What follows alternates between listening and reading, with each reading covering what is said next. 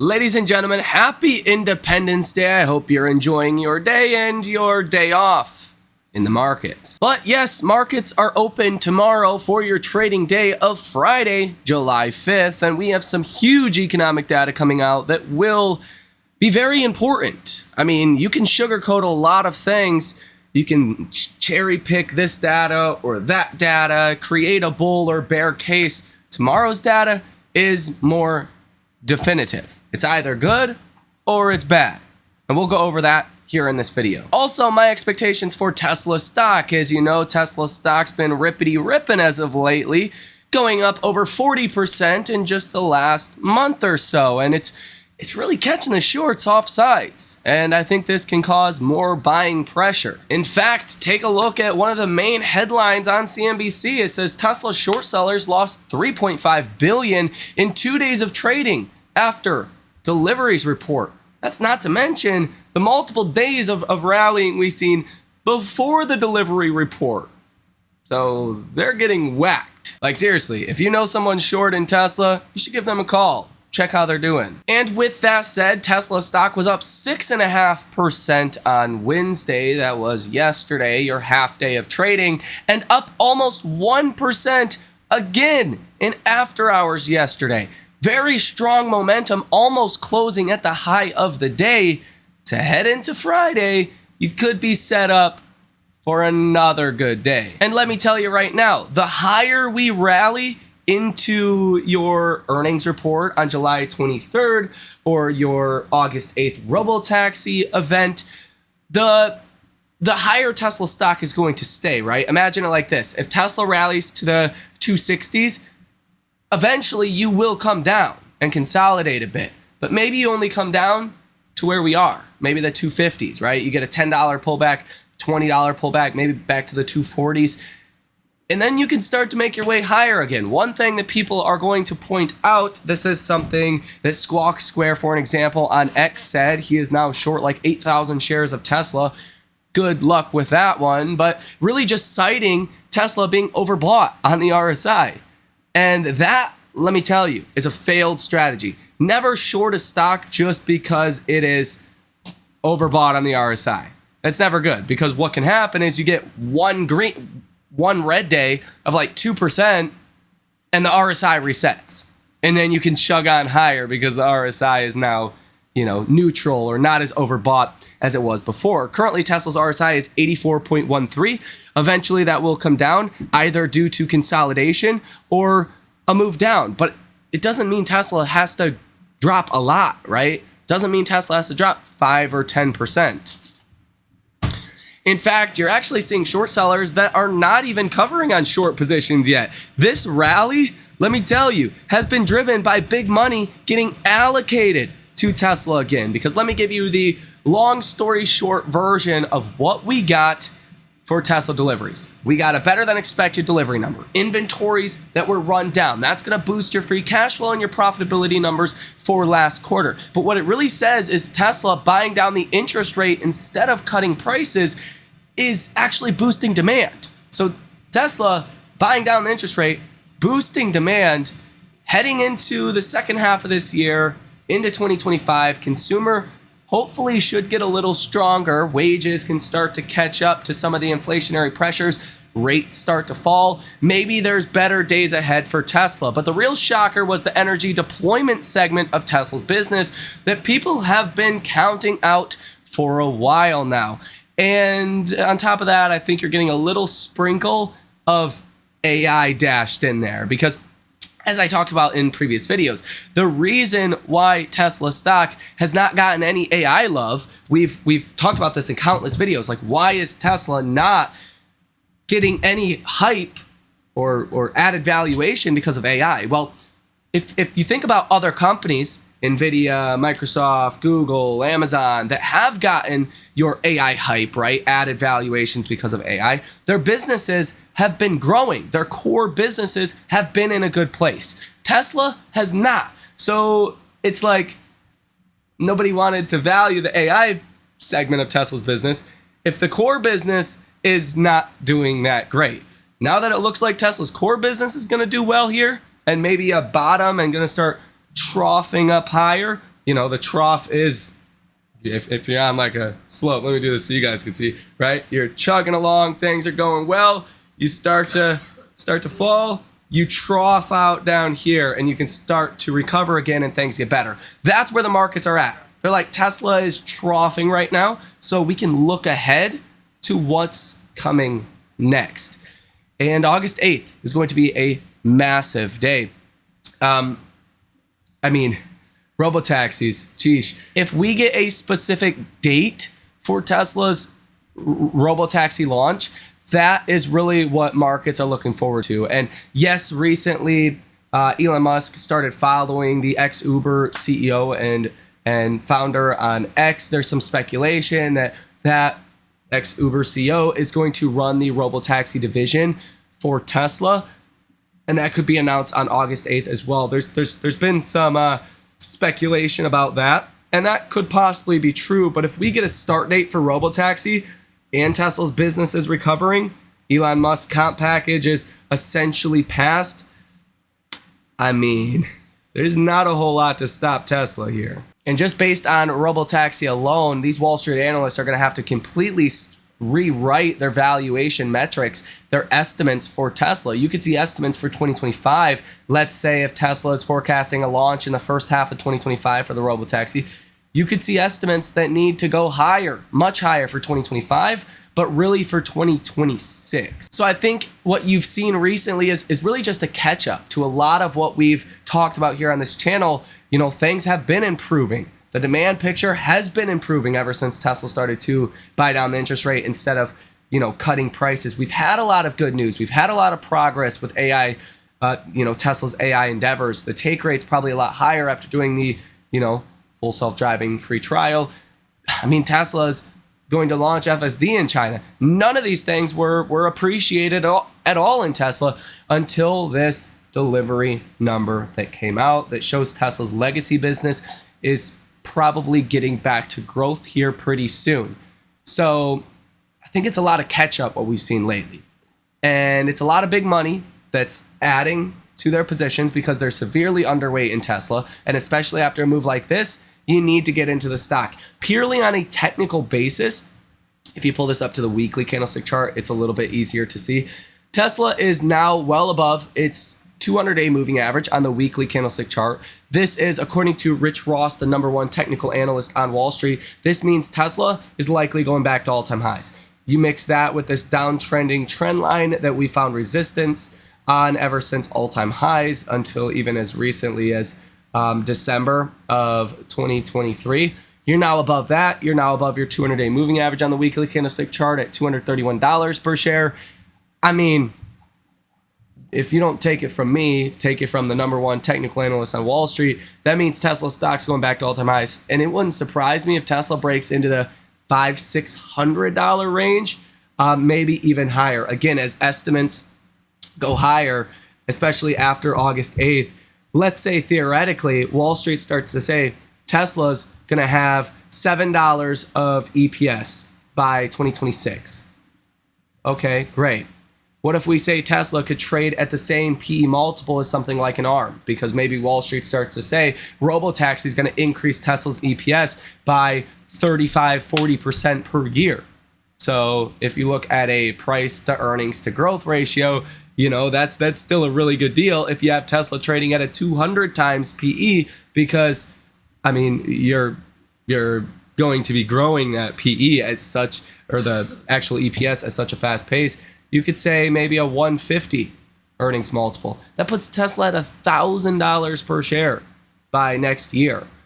The numbers could get crazy, right? Even if you say the multiple is going to increase a little bit to 85 from like 65 today, that's putting Tesla at 595. Seriously, you do not want to bet against Tesla here. There's really not a strong thesis to bet against Tesla at all, unless you think robotaxi isn't coming until 2026 or beyond.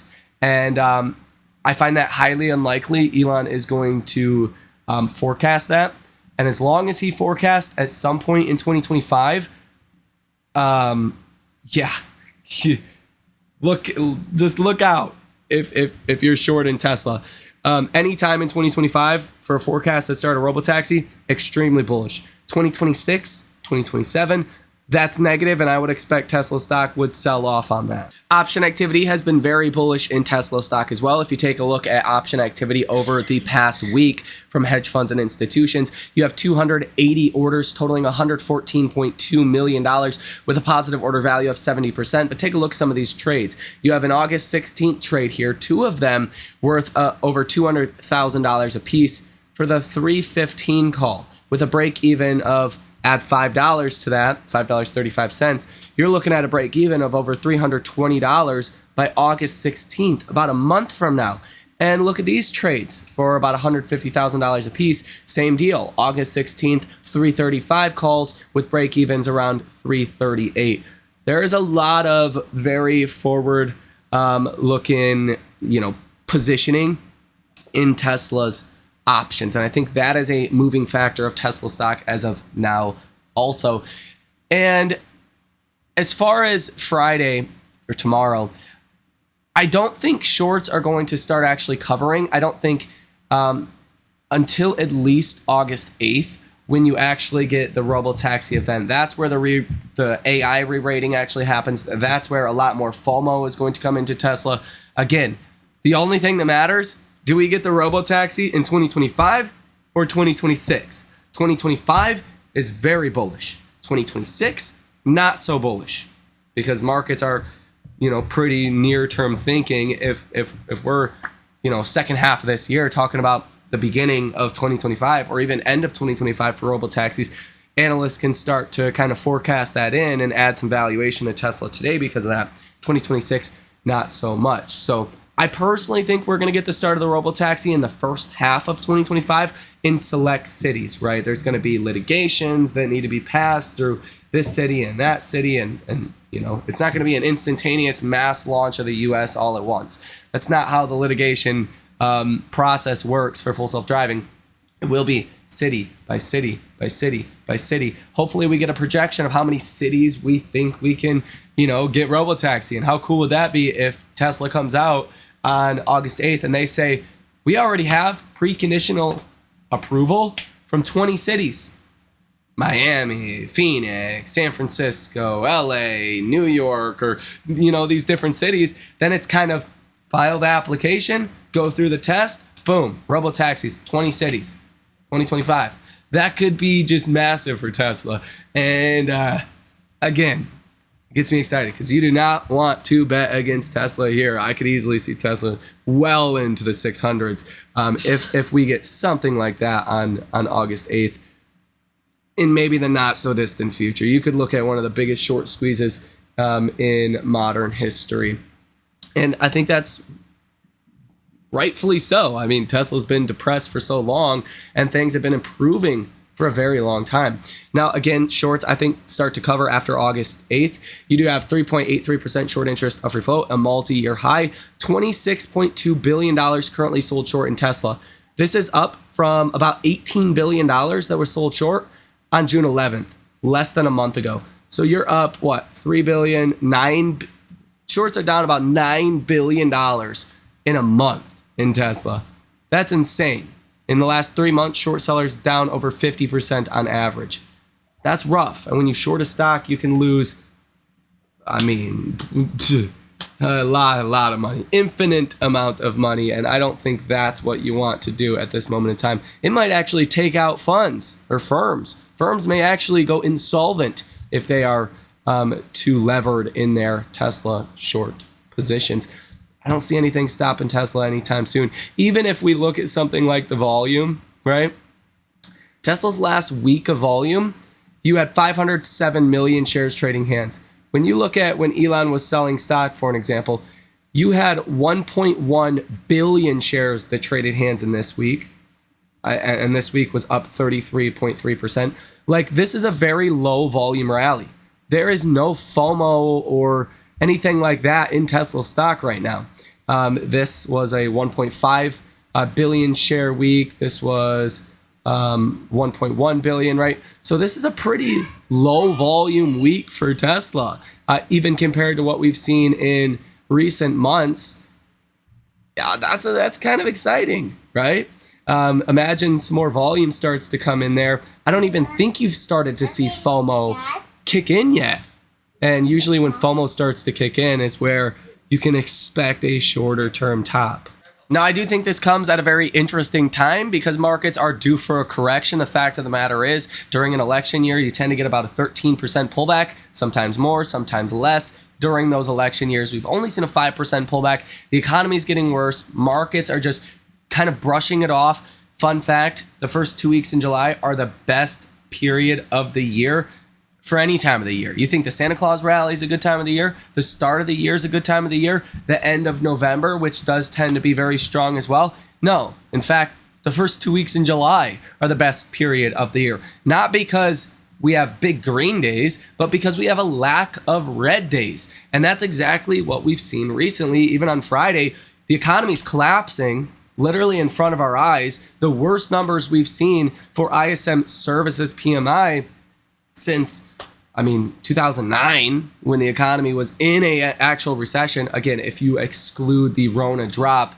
just not good. And the market still found a way to go up 0.5%. I think it's some low volume taking place. People are away from the office. We just kind of want to stick with the same trend that we've seen. Have the markets go up. Let's not worry about it too much.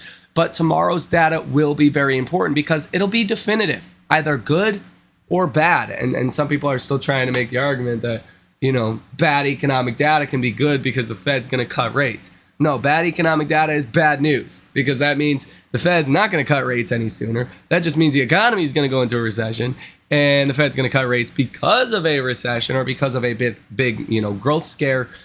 And on average, the S&P falls over 20% when that happens. So my point here is you're due for a pullback, but in a weird way, a lot of the markets have already pulled back. They've already been in a correction this year for, a last couple of months.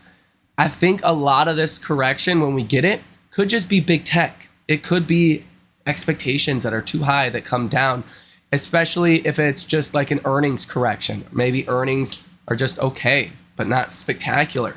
Like big tech earnings are priced to be spectacular. Maybe big tech falls, index falls, but I don't think it necessarily has to be bearish for the rest of the markets or even for a stock like Tesla. I could actually envision a scenario where the markets fall and Tesla goes up because Tesla's going up and people want to be in stocks that go up. Kind of like that whole relationship with Nvidia and Tesla for a while there. When Nvidia was red, Tesla would be green. When Tesla was red, Nvidia would be green, right? So I think some of that can actually play out. And you could see a rotational correction. Money just going into other areas, leaving the market cap weighted areas. And it could really be a good correction for any of you guys that maybe don't own the Magnificent Seven stocks. The problem comes in if markets start to forecast a recession or the data just looks really bad and, questions the economy even more. The data that we get tomorrow is non-farm payrolls. This is the interesting part. So it says the forecast here is 160,000 jobs. This says the consensus is 190. Over on CNBC, it says the consensus is 200,000 jobs will be added in this report, down from the 272,000 added in May. So we'll see what that number comes in as. If it's too low, then obviously that's going to be seen as bad news. But it's really about the unemployment rate right now. You've seen that rise from 3.4% unemployment to 4%. That's typically the inflection point where you start to see a more rapid rise in the unemployment rate. If we see that tick up to 4.1, 4.2%, maybe even 4.3%, that would probably cause your first 2% down day for the S&P 500 in almost 2 years now, if that unemployment rate did surprisingly shoot up, because then you'd really have to start asking the question, are we going into recession? So I do think that is a risk heading into tomorrow. And really the big story of the day today for Tesla, there's some other news, but really not too important. Nothing that we should waste your time on today, because if you're watching this video already, you're pretty dedicated. Congratulations. You're going to do very well over time watching a finance video on the 4th of July. Who the heck are you? Man, go enjoy your time. No, seriously, you're going to do very well if you're this dedicated. But Sawyer Merritt writes on X, he says, German environmental authorities have approved Tesla's expansion plans for its Giga Berlin factory. So adding on to Giga Berlin can't be a bad thing, or at least it can't be a bad thing for signal demand in the future. The last thing you do is expand your factories if you got a negative or bearish outlook on the future. So my expectation is tomorrow for Tesla, just to throw out another prediction there, you could rally about 2 to 3% as long as the unemployment rate does not spike up, and as long as the jobs number comes in decent. Would it surprise me to see a 1-2% down day as well tomorrow if that number does come in bad? Not really. So let me know what you think about this information down below in the comment section. Hit the like button as well as subscribe to the channel. You guys have a fantastic rest of your day, and I will see you in the next one.